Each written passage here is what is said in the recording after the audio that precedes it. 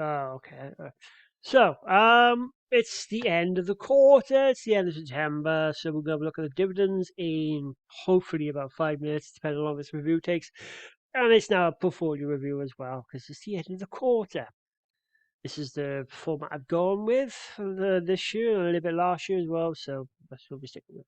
So we've got £14,920.38 invested. A return, well, it's not good, but mostly I've got like 6 REITs which are being heavily impacted, especially one. So this is how things are.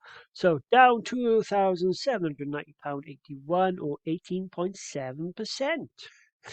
So, kickoff Aberdeen is down. It was up a few months ago. Could have sold with a profit, but chose not to. It would have been 100 quid. So, there we are. So, that's down 23.79%. Then we've got AEW UK.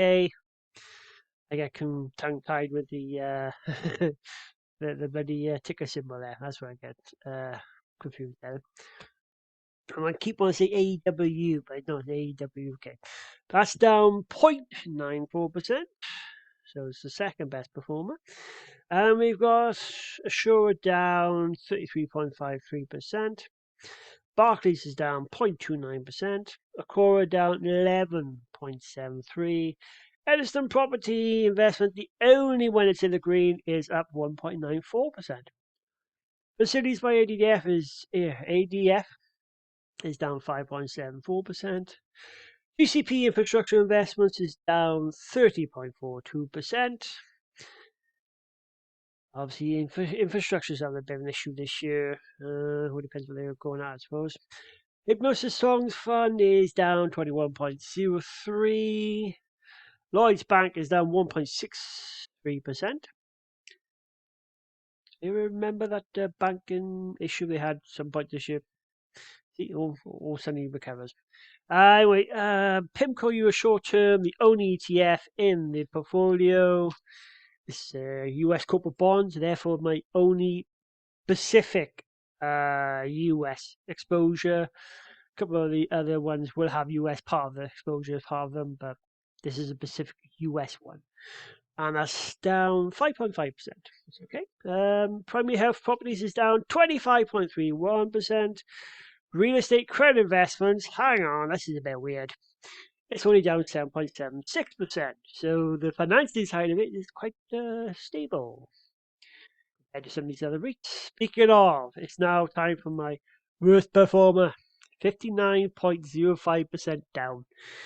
And for the year, it's only actually down 53.17%. So I've managed to worst perform the actual performance of it. There we are. So about underperforming. Sorry, I had to get my confusions on that one.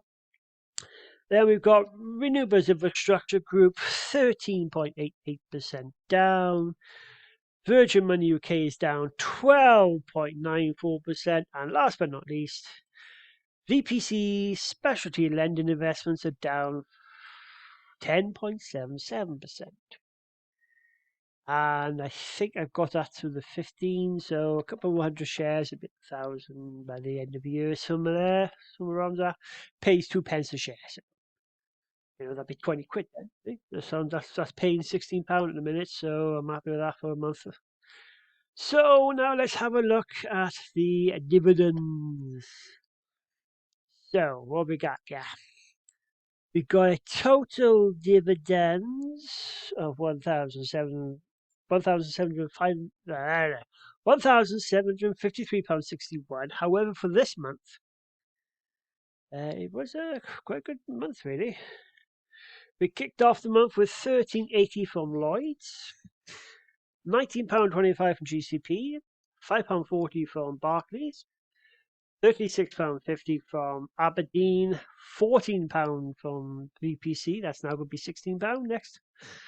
Then US short-term corporate bond, which is the first of 2 monthly payers, has paid $6.99. Now, for some reason, I seem to be getting all my dividends on the day they're supposed to be getting paid, as opposed to the 2 or 3 days like they were. So, for some reason, this is now on schedule. Interesting. So that leaves me then with a second monthly payout, which is Edison Property of £6.25, and last but not least, £10.77 from Renewables Infrastructure Group, which gave me a record £112.96, and a year total so far of £709.60. So hopefully you guys had just as good a month as me in terms of the incomes. If not, you will get that, don't worry. It's a bit of a process. It's only taken me in my into the fourth year now come February, but I did mess around a lot in the first year. Know your plan going in, and it's better to have a plan than nothing. So I can tell you that one for sure. And as you can see here, my realized profit and loss from selling shares is 1,067.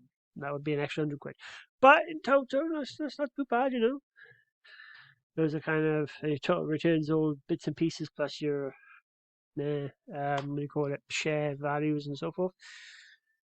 So it's not doing too bad. It's doing all right. So yeah, 1,753. We could hit total dividends of 2,000 by the end of the year. Certainly, if I'm going to grab another record quarter anyway, definitely could clear that. So that'll be interesting to see what happens in December if we hit that 2,000 total dividends or not. Until then, enjoy yourselves this month. Now for October, I will see you for October's dividend update. And if you're new, just don't mind subscribe if you want, or just give the video a like. You don't have to subscribe.